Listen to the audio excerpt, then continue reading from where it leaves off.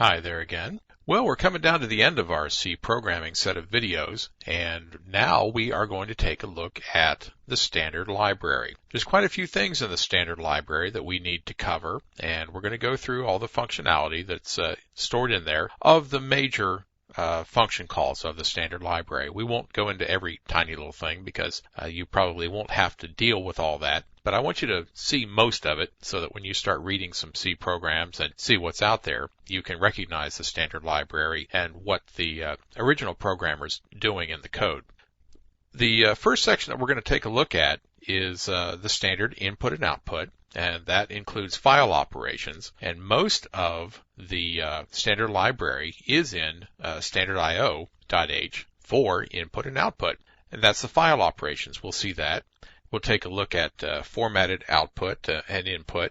We'll look at the character-based input and output, direct input and output, straight to the file system or to a device, file positioning, error functions, quite a few things. We'll also see character class tests, string functions, math functions, some variable argument lists, which we really already looked at that in a previous chapter, but we'll just kind of briefly cover it again. Some date and time functions that are good for timing and things like that, and a few things about how to find out just how limited your library is. And by limits, I mean how big or small, negative, can various numbers be. That's in limits.h and float.h. But right now, let's take a look at input and output with standard I.O. We've already seen a lot of these calls, these file calls and functions that are in there. But like I said, I want to go through them quickly again so that you can get a good handle on them.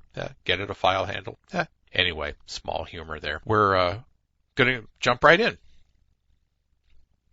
Now, when we see a mode in an fopen and a couple of the other file handlers, this is file handling functions. This is what we're talking about. It will be, mode will be a string down here that contains one or more of these combinations of characters here. It'll be an R if you're going to open a file for read only, a W, which means write, of course. But what that also means to do is to open the file and pitch out everything that's already there. So be careful with a W. If you open a file and there's something good in it, your file pointer is going to be set at the beginning of the file, and everything beyond it is truncated. And that's generally a bad thing. So watch that. A is for append. It will open an existing file or create a new one and set you at the end of the file and ready to write to append to the file. Read and update is allowing you to read and write the file,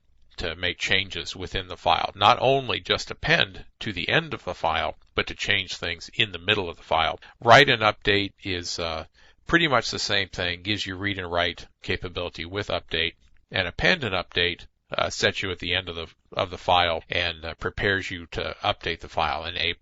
Now, if you put a B after any of those, that means do it in binary. So RB would be binary mode. If there's carriage returns and line feeds or other things like that, they will not be looked at. They will not be processed. Okay? Which means that you may want to open most of your files in binary mode, especially if you try to mix data between a Unix system and a Windows system that treat carriage return line feeds differently. Or if you're reading or writing, of course, graphic files and things like that, you definitely want to open those in binary mode so that you don't get some strange buffering going on. There's a sample fopen down there. File pointer equals fopen. So we see that fopen will return a pointer to a file. You put in the file name and then the mode, which is a pointer to a string of these characters. And you could put them right in there. You could put a double quotes and then an R plus B, something like that, for read and update binary, and then another double quotes. And then that would give you, as we know, the pointer to a static string. Note that there are double backslants in here, which is how you get a single backslant put into the file name, because otherwise it will take that as a switch, try to take it as a tab, escape character, and we don't want that. So you put double backslants to get a single backslant. That's fopen, what you have to do first, of course, to get any file open. Here's freopen, and this is used to reopen an existing file stream or file object. When you use freopen, it returns a file pointer to the new file pointer, and here you give it the file name, the mode, just like in the previous screen, and you have a new parameter. This is the old file pointer, like out here, So we had FP equals fopen before. Well, now we want to reopen that same handle with a different file name. Normally what you do here is you pass in standard out, or standard in, standard out, or standard error as this old file pointer. And then that allows you to do redirection within your program, just like you would from the command line. So you can change the standard in to a file that you know is out there, or change the standard out to a file, and then just do a bunch of printfs. And the printfs will naturally go to the standard out, but you've already freopened it to another file name. So that's a common use of freopen.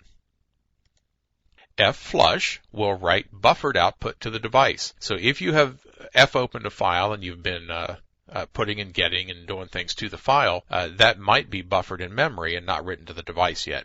You always need to do an flush. You want to do an flush before you close it. That way you have control and you know that the buffered output has been written to the device before you do the close. Here, I want to note that it must be called between read and write operations when you're doing an update on a file, because you're using that same buffer for reading and writing. So if you've written things out there, do an flush first. You must anyway, or you'll get an error, to clear the buffer, the file buffer. Then you can read data back into that file buffer and do other processing with the file. So an flush, and an flush with null as its file pointer, with no file pointer basically, flushes all of your open output files. So you can have multiple open output files to write to 2 or 3 many files at once, however many you like, and an flush null will make sure they're all cleared. Good thing to do right before you leave a program.